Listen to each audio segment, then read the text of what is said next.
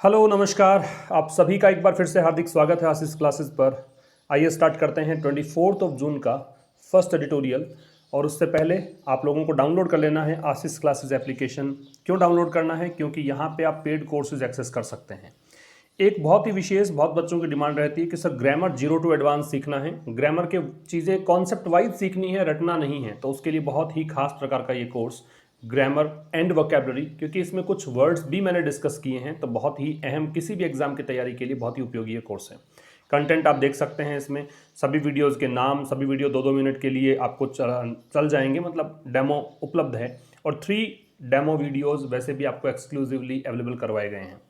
इसके अतिरिक्त यहाँ पे एक हिंदी टू इंग्लिश ट्रांसलेशन का बैच भी चल रहा है, वो भी देखिए। 32 क्लासेज वहाँ पे हो चुकी हैं अपलोड, आज 33rd क्लास अपलोड हो जाएगी। एक और जो एप्लीकेशन है आशीष क्लासेस इंग्लिश, इसको भी डाउनलोड कर लें। यहाँ पर आपको द हिंदू एडिटोरियल वाला बैच जो हर वेंसडे को स्टार्ट होता है, अब नेक्स्ट वेंसडे को स्टार्ट होगा। यहाँ पर एक और एडिशनल एडिटोरियल जो यूट्यूब पर देख रहे हैं उसके अतिरिक्त ये भी मिलता है वहाँ पे, और इसको बहुत जल्दी आप प्राप्त कर लेते हैं अगर आप वहाँ पर जुड़ते हैं लगभग 11-12 बजे के करीब। और एक और लेट नाइट मिलता है, वो भी 10-11 रात को इतने बजे तक मिल जाता है, और इन दोनों का PDF आपको मिलेगा। क्लोज टेस्ट और पैराजंबल का बैच भी यहाँ पर अवेलेबल है। तो आइए स्टार्ट करते हैं आज का एडिटोरियल। एडिटोरियल पढ़ने से पहले हम देखेंगे वर्ड्स, ताकि एडिटोरियल हमारे लिए बहुत आसान हो जाए। एमलगैम एक वर्ड मिलेगा, नाउन है। मिक्सचर, मर्जर, ब्लेंड, कॉम्बिनेशन, 2-3 बार पढ़ेंगे आपको याद हो जाएगा। बाकी कंटेक्स्ट देखेंगे वहाँ पे तो आपको और समझ में आ जाएगा। तो एमलगैम का मतलब है मिक्सचर, मर्जर, ब्लेंड, कॉम्बिनेशन, ठीक है। मिश्रण को बोलते हैं एमलगैम। इसके बाद अगर बात करें वाइबल, वाइबल शब्द है, ये एक एडजेक्टिव है। इसका एडजेक्टिव होना इस बात पर भी डिपेंड है कि एबल से एंड हो रहा है। इसका मतलब है वर्केबल, फिजिबल, चलने योग्य को बोलते हैं वाइबल। जो चीज़ चलने योग्य हो, जैसे मैं कहूँ कि भाई आपको एक रात में पूरी डिक्शनरी याद करनी, आप बोलोगे सर ये तो वाइबल नहीं है, ये जो कंडीशन आपने लगाई है वाइबल नहीं है, चलने योग्य थोड़ी ना है कि एक रात में पूरी डिक्शनरी याद हो जाए। तो इसको बोलते हैं वर्केबल, फिजिबल। एंट्रेंस्ड है, एंट्रेंस्ड का मतलब है सुस्थापित, जिसकी जड़ें बहुत ही गहरी हो गई हो। जैसे बीजेपी जो है अब पॉलिटिक्स में इनग्रेंड हो चुका है, बीजेपी के सामने कोई दूसरा ऑप्शन नहीं है, सुस्थापित हो चुका है, तो वो इनग्रेंड है। इनग्रेंड, एस्टैब्लिश्ड, एंट्रेंस्ड, ठीक है। इसके बाद प्रिसीड है, प्रिसीड का मतलब पहले आना, किसी चीज़ के घटित होने से पहले कोई चीज़ घटित हो रही है तो उसे बोलेंगे प्रिसीड, गो बिफोर या गो अहेड, एक वर्ब है। स्पेक्यूलेशन, ये वर्ड तो बहुत बार देखा होगा आपने मेरे साथ। नाउन है, सब गैस या कंजक्चर, अनुमान, अटकल, इसको बोलते हैं स्पेक्यूलेशन। स्पेक्यूलेट वर्ब होती है, स्पेक्यूलेशन नाउन है। वैसिलेटिंग का मतलब क्या है? वैसिलेटिंग एक एडजेक्टिव है, इसका मतलब इंडिसाइसिव है, फॉल्टरिंग है, वेवरिंग है। अस्थिर को बोलते हैं, डगमगाने वाले को बोलते हैं, जो हिलता डुलता रहे, अनिर्णायक हो, सही डिसीजन पर नहीं पहुंच पाए, तो उसको बोलते हैं वैसिलेटिंग, ठीक है भाई। नंबर, ये 6 तो दोबारा आ गया। नंबर 7 है नेसेंट। नेसेंट का मतलब है जो शुरुआती हो, जो डेवलपिंग फॉर्म में हो, इवॉल्विंग फॉर्म में हो, ग्रोइंग फॉर्म में हो, ठीक है। डेवलपिंग, इवॉल्विंग, ग्रोइंग, बिगिनिंग, शुरुआती को बोलते हैं एडजेक्टिव है। नंबर 8 पे है पिटफॉल। पिटफॉल का मतलब है डेंजर या हैजार्ड, खतरे को बोलते हैं पिटफॉल। ऑनरस काफ़ी इंपॉर्टेंट वर्ड है, एडजेक्टिव है। हार्ड, टैक्सिंग या डिफिकल्ट। टैक्सिंग वर्ड बहुत बार मैंने आजकल आपको सिनोनिम में दिया है ताकि ये वर्ड आपको याद हो जाए। बहुत ही मुश्किल को बोलते हैं ऑनरस। जैसे इंग्लिश सीखना बहुत बच्चों को लगता है कि ऑनरस टास्क है, आपको तो नहीं लगेगा, बहुत आसान लग रहा होगा, लेकिन बहुतों को लगता है कि ये ऑनरस टास्क है। स्टॉन्चली, स्टॉन्च से बनता है, स्टॉन्च एडजेक्टिव है, स्टॉन्चली एडवर्ब है। इसका मतलब स्टेडफास्टली या फर्मली, दृढ़ता से, अगर किसी चीज़ को बहुत ही दृढ़ता से किया जाए तो उसको स्टॉन्चली बोलते हैं। फिर है डिस्परेट। डिस्परेट का मतलब असमान होता है। डिसिमिलर, कंट्रास्टिंग, अनलाइक, असमान, जो इक्वल ना हो। इसके बाद वर्ड है एंटेल। एंटेल का मतलब शामिल करना है, शामिल करने को एनकम्पास कहते हैं, इंक्लूड कहते हैं, इन्वॉल्व कहते हैं, शामिल करना। और एक वर्ड मिलेगा आपको हार्डशिप। शिप एंडिंग वर्ड जो होते हैं वो क्या होते हैं? एडजेक्टिव। हार्डशिप का मतलब है सफरिंग या ट्रबल, मुश्किल को बोलते हैं, परेशानी को बोलते हैं। अब हम बात करेंगे आज के एडिटोरियल फ्रेंड्स इन नीड की। ये एक पॉलिटिकल आर्टिकल है, एंड तक जरूर देखिएगा। और आज शायद आपको एक विशेष वीडियो भी मिलेगा। आप लोग जो कमेंट करते हैं, आप लोग जो भी पढ़कर, मैंने कहा भी था कई बार आपको वीडियोस में कि जो भी आप लोग पढ़ रहे हैं उसको अपने भाषा में लिखने की कोशिश करें, आप अपने वर्ड्स में उस चीज़ को पिरोने की कोशिश करें, उसको कमेंट में लिखें। जब भी मुझे टाइम मिलेगा तो मैं चेक कर लूँगा, लेकिन मुझे टाइम उतना मिल नहीं पाता। लेकिन मैंने एक तरीका निकाला है इसके लिए कि आपके जो भी कमेंट्स होंगे, जो भी आपने लिखा है, जो भी समरी आपने लिखी है, उसको मैं वीडियो के रूप में लाकर आपको बता दूंगा कि उस बच्चे ने क्या एरर वहाँ पे कमिट की है। अगर फिर से लिखें तो वो एरर ना हो, ठीक है। इससे क्या है कि औरों को भी इंस्पिरेशन मिलेगा और लोग भी सीखेंगे कैसे लिखना है। तो ये काम आप कर सकते हैं। ज़रूर से वीडियो को शेयर कर दीजिएगा, एंड तक देखिएगा और पेन नोटबुक लेकर बैठना है। फ्रेंड्स इन नीड समझ गए होंगे। फ्रेंड्स कौन से मित्र हैं जो आवश्यकता में ही साथ आते हैं। अब देखिए, बीजेपी के सामने जो भी विपक्षी दल हैं, चाहे वो टीएमसी हो, चाहे कांग्रेस हो, चाहे आप हो या कुछ भी हो, ये वैसे तो एक दूसरे के बिल्कुल विरोधी रहते हैं। लेकिन अब पता लग गया इनको कि बीजेपी से अगर इनको जीतना है, बीजेपी के सामने एक बड़ा फ्रंट बनकर उभरना है, तो इनको साथ आना पड़ेगा। तो इसीलिए कहा गया है टाइटल फ्रेंड्स इन नीड। अब यहाँ पे इस टाइटल का मतलब क्या है, on BJP and opposition unity.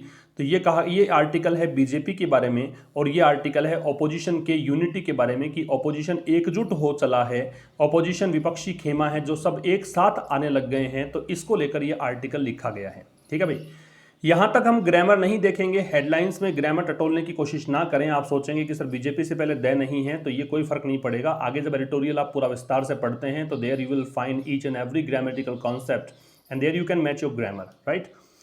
अब इससे आगे दे रखा है amalgam of disparate elements. Amalgam क्या होता है? ब्लेंड होता है, मिक्सचर होता है, कॉम्बिनेशन होता है, मिश्रण को बोलते हैं, मर्जर को बोलते हैं, विलय को बोलते हैं। एन दे रखा है, इसका मतलब ये नाउन कह दूं मैं इसको, बिल्कुल। डिस्परेट है, डिस्परेट का मतलब होता है डिससिमिलर, जो इक्वल ना हो, अनलाइक हो, ठीक है, जो विपरीत हो, असमान हो। एलिमेंट्स तत्व। Will not be a viable national alternative to the BJP. Viable का मतलब क्या है? वाइबल से मतलब होता है वर्केबल, फिजिबल, ठीक है, ये देखा था हमने, एडजेक्टिव है।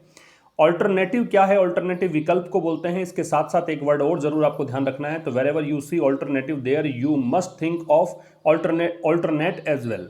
ऑल्टरनेट के बारे में भी आप सोचें, जहां कहीं भी आप ऑल्टरनेटिव देखें, ऑल्टरनेट का मतलब होता है एक छोड़कर दूसरा, ठीक है, एकांतर क्रम में जो होता है। जैसे ये मैंने 4 गोले बना दिए, 5 गोले बना दिए। अगर ऑल्टरनेट की बात करूंगा तो अगर इसको टच किया है तो फिर मैं इसको टच करूंगा, फिर इसको टच करूंगा, ये स्किप करता जाऊंगा बीच बीच में, ये है ऑल्टरनेट। और ऑल्टरनेटिव जो है विकल्प है, और ऑल्टरनेटिव के साथ किसका विकल्प अगर ये बताना हो तो टू लगेगा। जैसे सोलर एनर्जी का विकल्प क्या है, तो what is the alternative to solar energy. इस प्रकार से सेंटेंस को फ्रेम किया जाएगा, ठीक है भाई। अब ये क्या कहना चाह रहा है कि जो मिश्रण है या साथ आना है, जो कॉम्बिनेशन है किसका, अलग अलग एलिमेंट्स का। यहाँ पे एलिमेंट्स का मतलब पार्टी से ले लीजिए, तो अलग अलग प्रकार की पार्टी है, उनका एक साथ आना जो है वो वाइबल नेशनल ऑल्टरनेटिव नहीं होगा, ठीक है। वो एक व्यवहारिक या ऐसा ऑल्टरनेटिव जो कि काम करेगा, वर्केबल हो, फिजिबल हो, प्रैक्टिकल हो, ऐसा विकल्प नहीं बनेगा। किसका? बीजेपी का। तो अलग अलग एलिमेंट्स मिलकर एक फ्रंट बना दें और बीजेपी का विकल्प बनने की कोशिश करें तो ये पॉसिबल नहीं है। और एमलगैम यहाँ पे सब्जेक्ट है, इसकी वर्ब है वो विल नॉट बी है, नॉट है वो एडवर्ब ऑफ निगेशन होता है, ये आपको पता है। आगे देखें, talk of any political realignment is unseasonal. Talk का मतलब बात, किसकी बात? Any political realignment. अलाइनमेंट का मतलब होता है अरेंजमेंट, व्यवस्थित करना। रीअलाइनमेंट का मतलब पुनर्व्यवस्था, रीस्ट्रक्चरिंग, री असेंबलिंग, है ना, ये सब हो सकता है, रीअरेंजमेंट, ये सब इसके मीनिंग होंगे। तो किसी भी राजनीतिक पुनर्व्यवस्था की अगर बात आप करें, इज अनसीजनल। अनसीजनल का मतलब है अभी बात करना अनटाइमली है, मतलब अभी वो सीजन ही नहीं है कि आप बात करें। चुनाव मान लो सर पर होते और आप बात करते 2024 में चुनाव होने वाले हैं, भाई 2021 चल रहा है, अभी से आप अगर चिंता सता रही है आपको इस तरीके की, हालांकि चिंता करनी चाहिए, लेकिन आज हम उस मुद्दे को लेकर तर्क वितर्क करें तो वो अनसीजनल है, वो अनटाइमली है। तो टॉक यहाँ पे सब्जेक्ट है, इज इसकी वर्ब है। कंसिडरिंग द फैक्ट, इस फैक्ट को कंसिडर करते हुए, इस फैक्ट के बारे में विचार करते हुए। कंसिडरिंग जो है वो एक एडजेक्टिव है, प्रेजेंट पार्टिसिपल है। That the next general election is due. क्या चीज़? कि जो नेक्स्ट जनरल इलेक्शन है, अगला जो आम चुनाव है, इज ड्यू। वो आम चुनाव क्या है? ड्यू है, मतलब होने वाला है। कोई चीज़ अगर ड्यू है, इसका मतलब जैसे आपकी फीस ड्यू है किसी भी इंस्टीट्यूशन में, इसका मतलब वो बाकी है। ऐसे ही कोई काम अगर ड्यू है, इसका मतलब वो काम होना है। ओनली इन 24 कब की बात है? ये ओनली का प्रयोग इम्फेसाइज करने के लिए किया गया है। कब होना है चुनाव? 2024 में होना है। And the BJP is एंट्रेंस्ड in the government, और जो बीजेपी है वो गवर्नमेंट में क्या है, एंट्रेंस्ड है। तो ये जैसे ही वर्ड आ रहे हैं वैसे ही आप रिकॉल करेंगे, आपको वो कैब याद हो जाएगी। एंट्रेंस का मतलब हमने पढ़ा था इनग्रेन्ड या स्टैब्लिश्ड या वेल स्टैब्लिश्ड, ये सब होते हैं एडजेक्टिव है। तो बीजेपी अब गवर्नमेंट में सुस्थापित है और 2024 में चुनाव होने वाले हैं। तो इस फैक्ट को देखते हुए आज अगर हम पॉलिटिकल रीअलाइनमेंट की बात करते हैं तो वो क्या है, अनसीजनल है। यहां तक की बात आपको समझ में आ गई होगी, वेरी इजी टू रीड। आगे देखिएगा, a gathering of political leaders, gathering का मतलब भीड़ होता है, इकट्ठा होना होता है। किसका, पॉलिटिकल लीडर्स का, और किसका, एक्टिविस्ट का, और किसका, स्कॉलर्स का। स्कॉलर्स विद्वान होते हैं, एक्टिविस्ट किसी कोज को लेकर काम करने वाले होते हैं। कन्वीन का मतलब होता है ब्रिंग टुगेदर फॉर मीटिंग, अगर कोई लोग इकट्ठे हुए हैं किसी मीटिंग के लिए तो उसको कन्वीन कह सकते हो। तो ये मीटिंग किसने बुलाई, तृणमूल कांग्रेस के नेता यशवंत सिन्हा ने बुलाई। कब की बात है, ट्यूसडे की बात है। हाउ एवर, हालांकि was preceded by a lot of speculation, ये जो गैदरिंग हुई है इस गैदरिंग की ही वर्ब वॉज प्रिसीडेड है, ये पैसिव वॉइस भी हो गया क्योंकि बी के साथ थर्ड फॉर्म है, ठीक है। तो ये जो गैदरिंग है ये प्रिसीडेड मतलब इससे पहले एक चीज और हुई, जब ये इकट्ठा होने थे, जब इनकी मीटिंग होनी थी तो एक बात और हुई कि अ लॉट ऑफ स्पेकुलेशन, बहुत ज्यादा अटकल अनुमान लगाए गए, गैस या कंजक्चर को स्पेकुलेशन बोलते हैं। किस बारे में, about the emergence of A third front. Third front, third का मतलब तीसरा, फ्रंट का मतलब मोर्चा। इमरजेंस का मतलब होता है प्रादुर्भाव होना, स्टार्ट होना, बिगिन होना, इवॉल्व होना, डेवलप होना, सरफेस पे आना, अपीयर होना, ये सब मतलब कर सकते हो। इमरजेंस इमर्ज से बना है। तो ये अनुमान लगाया गया कि भाई कोई तीसरा मोर्चा बनाना चाहते हैं बीजेपी के साथ, बीजेपी का सामना करने के लिए सब लोग एक साथ आना चाहते हैं, ऐसा स्पेकुलेशन था। तो कह रहा है कि जो ये स्पेकुलेशन था मतलब ये थर्ड फ्रंट बनाने का किसके अगेंस्ट, अपोज टू का मतलब यहां पे पढ़े अगेंस्ट, किसके अगेंस्ट, बीजेपी के against. And side lining the Congress, और साथ में एक चीज और थी, इन्होंने कांग्रेस को भी साइड लाइन किया। साइड लाइन का मतलब साइड में कर देना। भाई आप किसी को अगर साइड में कर दो इसका मतलब इग्नोर कर रहे हो, उसको आप एक्टिवली पार्टिसिपेट नहीं करने दे रहे हो, है ना। तो to not let someone participate in something, ये कहलाता है साइड लाइन। तो यहां तक का अगर हम फिर से पढ़ें, वैसे तो बहुत आसान था, फिर भी एक बार देखिए। गैदरिंग किसकी, राजनेताओं की, एक्टिविस्ट की, स्कॉलर्स की। और ये गैदरिंग या मीटिंग कहते हो जो इस गैदरिंग को, जो भीड़ इकट्ठा हुई थी, ये किसके द्वारा बुलाई गई थी मीटिंग, तृणमूल कांग्रेस के लीडर यशवंत सिन्हा के द्वारा। कई बच्चों को लगता है कि सर यहाँ पे दे नहीं लगाया, तृणमूल कांग्रेस यहाँ पे राजनीतिक पार्टी, तो ध्यान से पढ़िए ये क्या राजनीतिक पार्टी की बात कर रहे हैं या फिर यशवंत सिन्हा जो लीडर है उसकी बात कर रहे हैं। तो आपको पता लगेगा कि ये लीडर की बात है, उस पार्टी की बात नहीं है, इस कारण से द नहीं है। अगर यशवंत सिन्हा ना हो कि यहाँ पे तृणमूल कांग्रेस ही होती तो डेफिनेटली यहाँ पे द तृणमूल कांग्रेस हम पढ़ते हैं। तो जो ये मीटिंग है पॉलिटिकल लीडर्स की, एक्टिविस्ट की और स्कॉलर्स की, जो किसने बुलाई, तृणमूल कांग्रेस के नेता यशवंत सिन्हा ने बुलाई। कब बुलाई, ट्यूसडे को। ये पर्टिकुलर किसी डे की बात है इसलिए ऑन लग रहा है। अगर ट्यूसडे से लेकर आज तक वो ट्यूसडे का प्रभाव अगर होता तो हम सिंस लगाते हैं, ठीक है।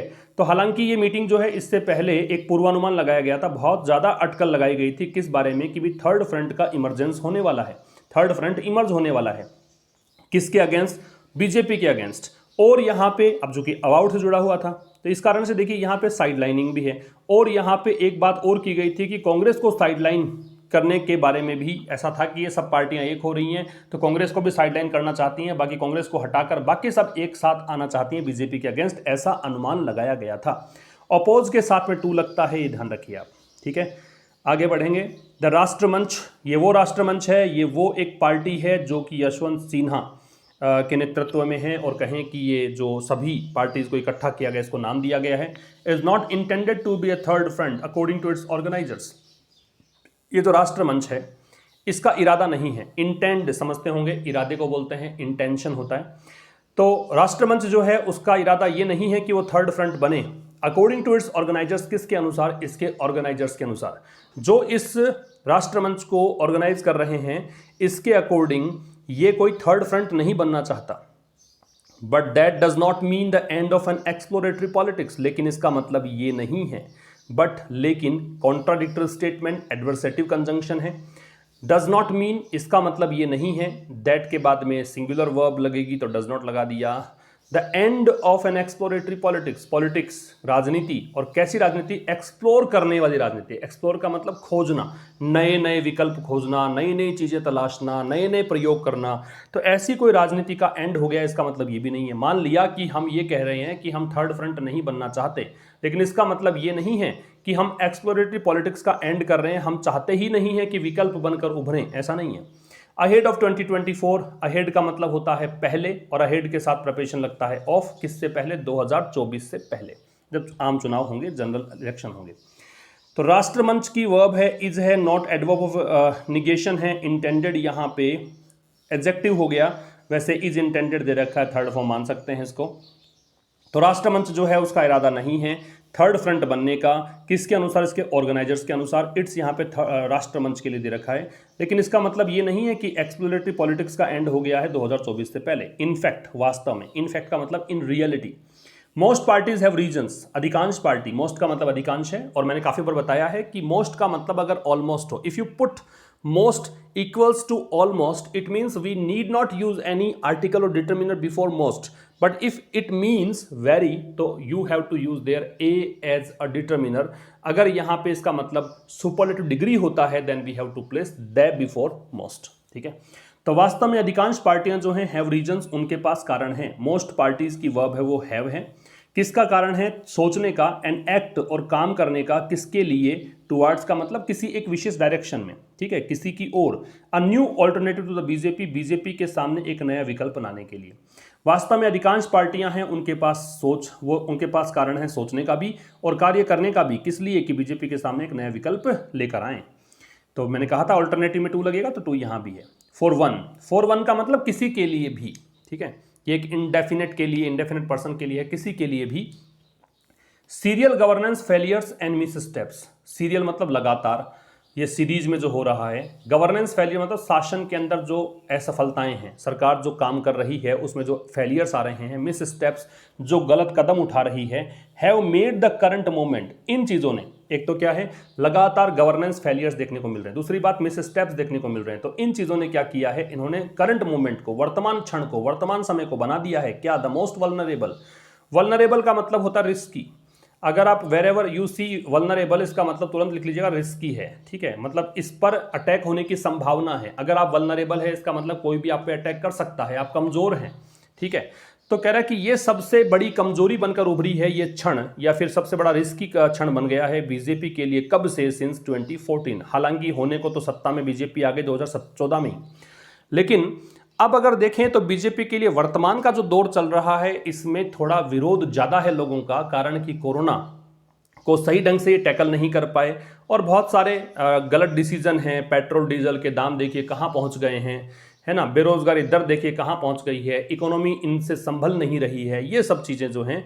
तो ये 2014 के बाद से जो वर्तमान मोमेंट आया है, इसके लिए ये बिल्कुल रिस्की एक मूवमेंट बन गया है, ठीक है। इसके बाद देखें तो the Congress does challenge the BJP, the Congress राजनीतिक पार्टी है इसलिए द है।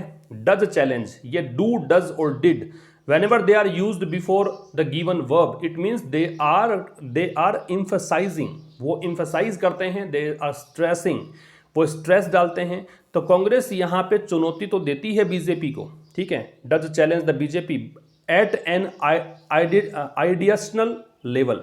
अब ये आइडियाशनल लेवल का मतलब क्या है, आइडिया से बना है, वैचारिक स्तर पर भी। हालांकि कांग्रेस जो है वो बीजेपी के समक्ष खड़ी तो है, चुनौती तो है, लेकिन वैचारिक स्तर पर। बट द इलेक्टोरल विक्ट्रीज, लेकिन जो चुनावी जीत हुई है ओवर इट, इस पर, किस पर, बीजेपी पर, इन रिसेंट मंथ्स, हाल ही के महीनों में, वो चुनावी जीत किसके द्वारा थी, रीजनल पार्टीज के द्वारा, क्षेत्रीय पार्टियों के द्वारा। जैसे कि सच एज का प्रयोग उदाहरण देने के लिए करते हैं, जैसे कि तृणमूल कांग्रेस है, देखो द लग गया, द डीएमके है, द लग गया, एंड द लेफ्ट, और जो वामपंथी है उनके द्वारा। लेफ्ट कांग्रेस, ये जो लेफ्ट है वो तो केरला की बात कर रहा है, डीएम की है वो तमिलनाडु की बात कर रहा है, टीएमसी वेस्ट बंगाल की बात कर रहा है लेखक, ठीक है भाई।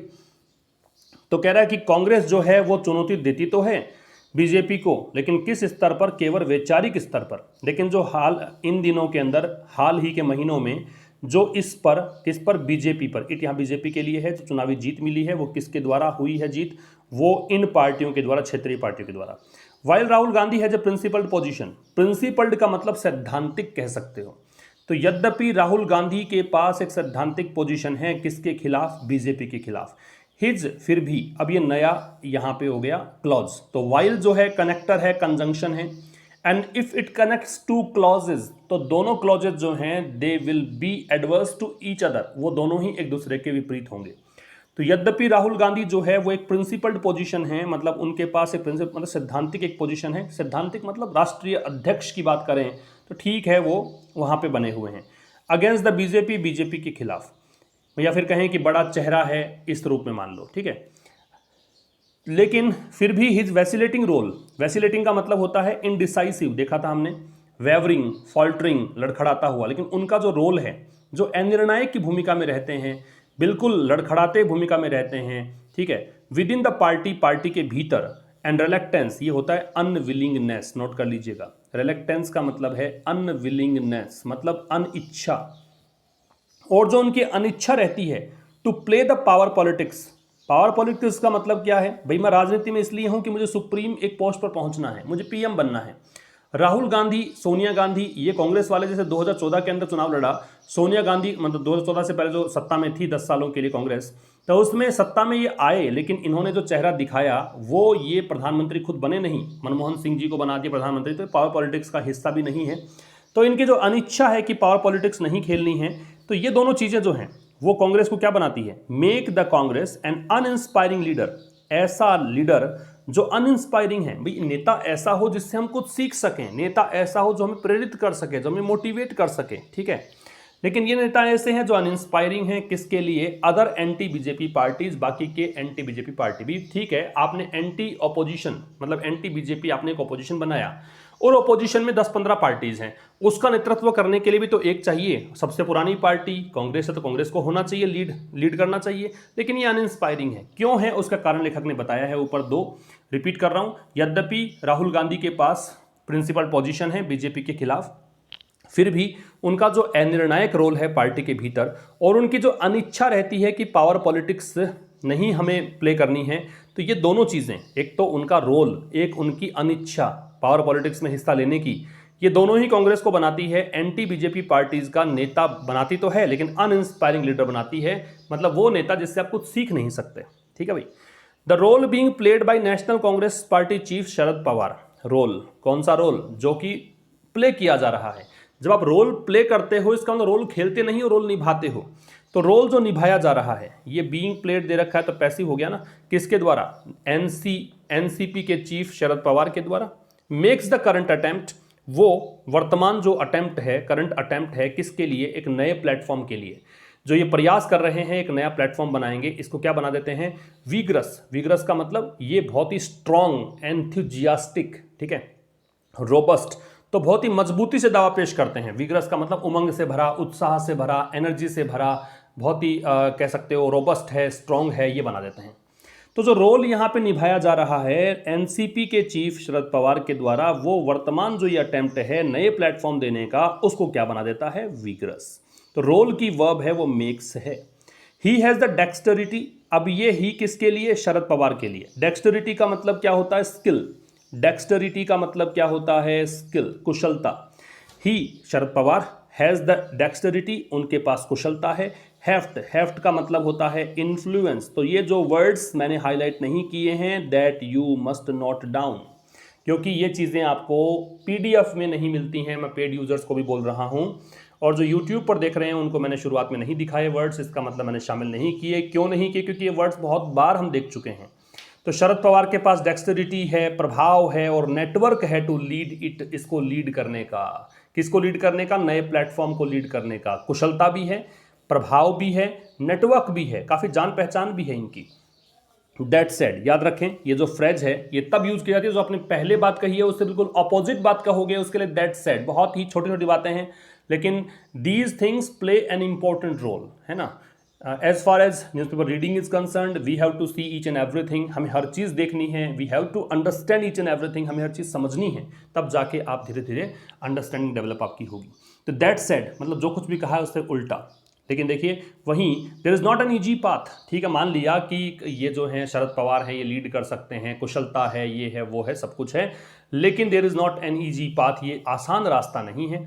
ईजी पाथ की वर्ब है वो यहाँ पे इज है क्योंकि देयर से स्टार्ट है, ये तो एक फ्रेज अलग हो गई, देयर से स्टार्ट है तो ईजी पाथ की वर्ब इज है। इज यहाँ पे एडजेक्टिव है, पाथ यहाँ पे नाउन है, एंड डिटरमिनर है, नॉट एडवर्ब ऑफ निगेशन है, इज यहाँ पे वर्ब है, देयर है वो इंट्रोडक्टरी एक एडवर्ब के रूप में यूज किया गया, डमी सब्जेक्ट।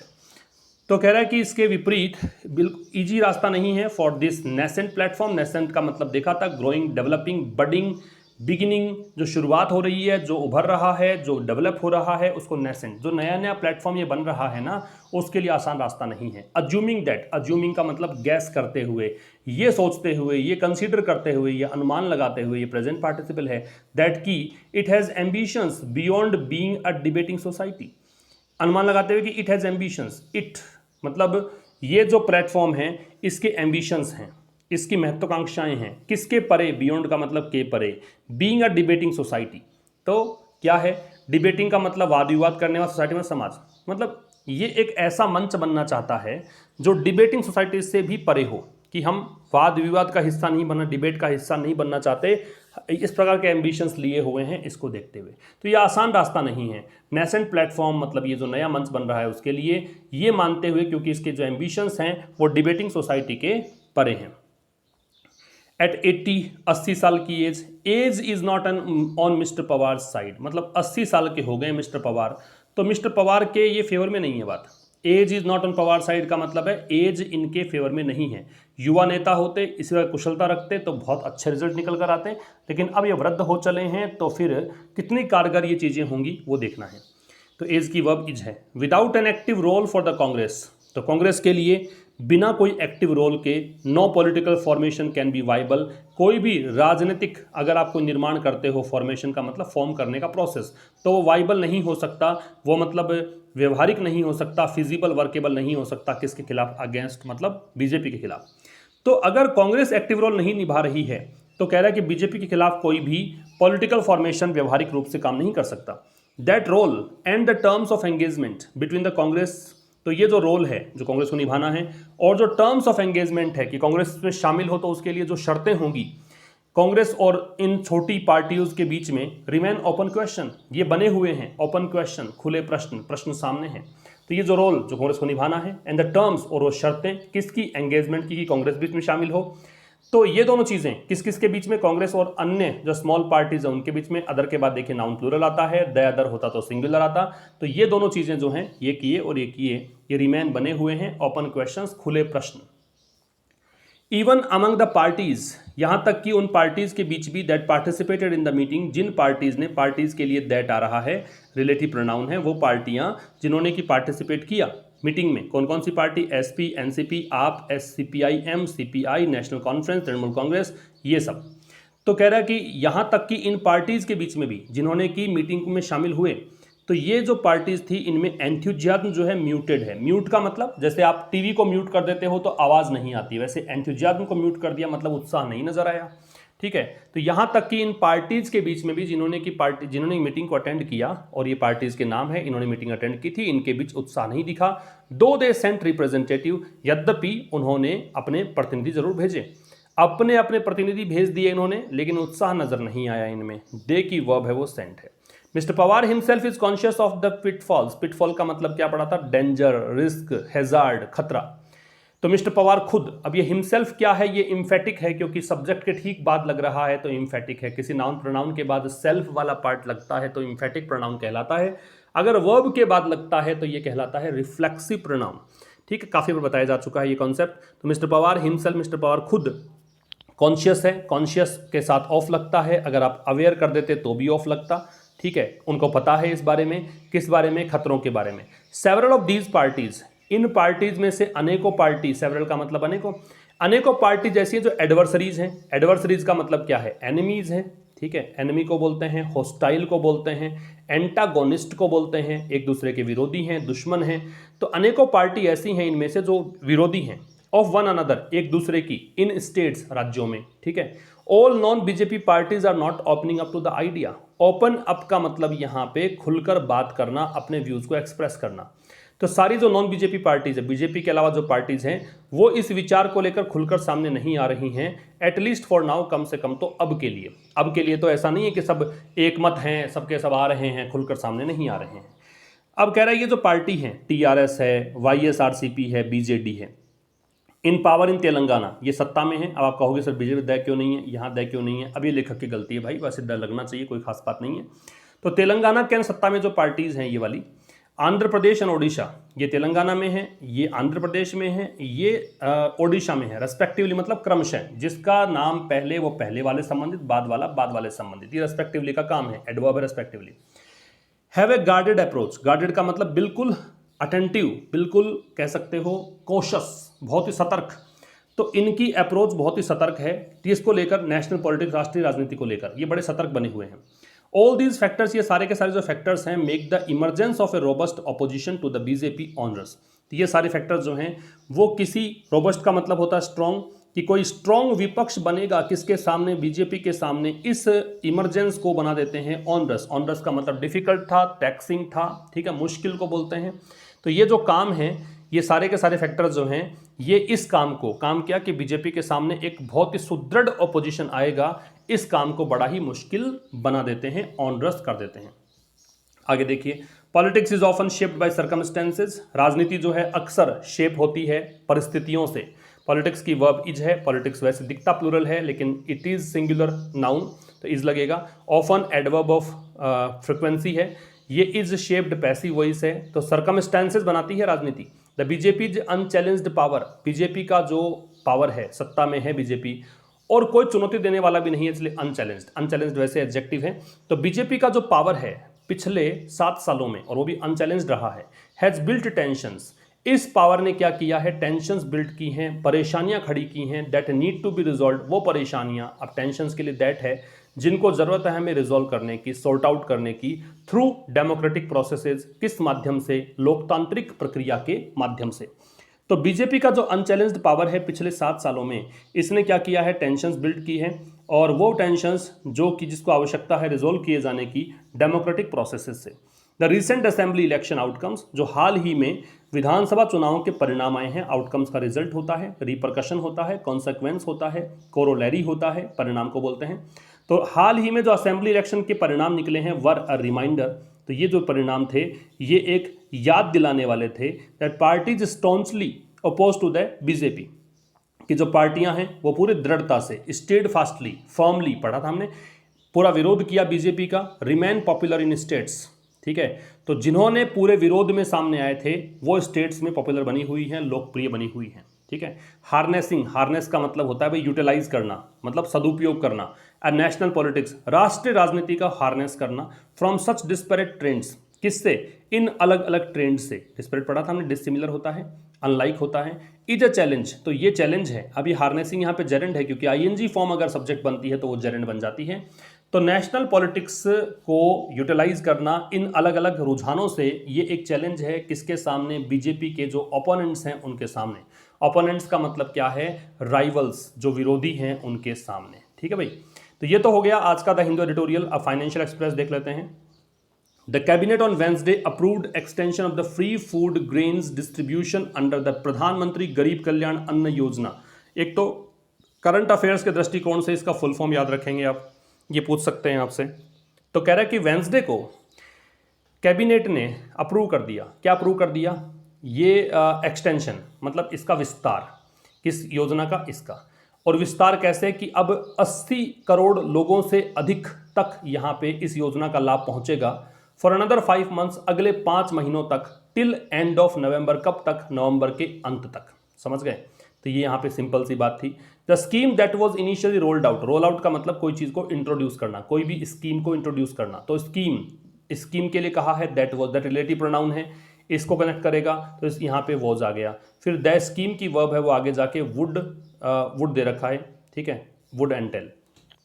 तो ये जो स्कीम है जिसको शुरुआत में तो रोल आउट किया गया था, शुरुआत में इंट्रोड्यूस किया गया था 2 महीने के लिए, मई और जून के लिए, तो ये स्कीम अब शामिल करेगी। एंटेल का क्या था, शामिल करना, इन्वॉल्व था, इंक्लूड था, एनकम्पास था, सबसूम हो सकता है, SUB SUM, ये सब शामिल करने की मीनिंग देते हैं। तो ये सब चीज़ें जो हैं मतलब अब ये स्कीम पहले 2 महीनों के लिए थी, लेकिन अब ये इसमें शामिल होगा पूरा खर्चा मिला के कितना 94,000 करोड़ का फॉर द 7 मंथ पीरियड। किसके लिए? 7 महीनों के समय के लिए। अब ये जो स्कीम है PMGKAY वॉज री इंट्रोड्यूस्ड, इसको फिर से इंट्रोड्यूस किया गया सेकेंड वेव के बीच, कोविड-19 की पेंडेमिक की दूसरी लहर आई उसके बीच, विद द ऑब्जेक्टिव, इस उद्देश्य से, ऑब्जेक्टिव उद्देश्य क्या था? मिनिमाइज द हार्डशिप की जो तकलीफें हैं, ट्रबल है, जो डिफिकल्टी है, जो सफरिंग है, वो हार्डशिप है, उनको कम करना है ऑफ मोस्ट वल्नरेबल सेक्शन। और तकलीफें किसकी है? समाज के सबसे कमजोर तबके की। वल्नरेबल मतलब कमजोर, वीक। तो सबसे कमजोर जो वीकेस्ट सेक्शन है समाज के, उन तबकों की जो समस्याएं हैं उनको कम करने के उद्देश्य से दूसरी लहर के बीच में एक बार फिर से इसको रीइंट्रोड्यूस किया गया है PMGKAY स्कीम को। तो ये था दोस्तों आज के एडिटोरियल में। मिलेंगे कल एक नए सेशन के साथ, तब तक के लिए नमस्कार, थैंक यू वेरी मच।